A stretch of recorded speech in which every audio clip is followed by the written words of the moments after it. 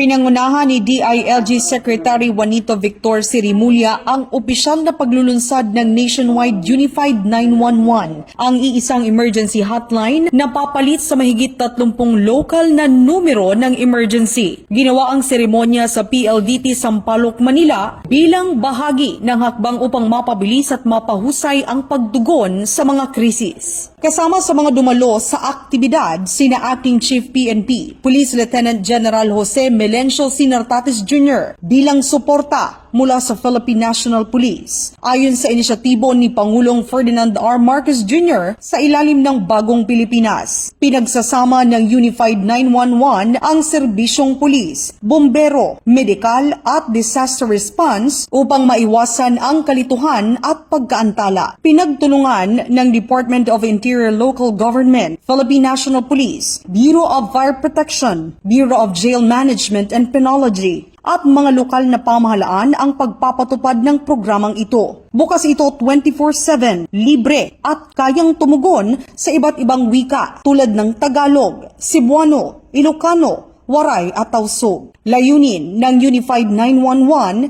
na makarating ang tulong sa loob lamang ng 5 minuto, habang binibigyang diin ng DILG na ang proyekto ay isang mahalagang hakbang para mas mapalakas ang kaligtasan at tiwala ng bawat pamilya at barangay sa buong bansa.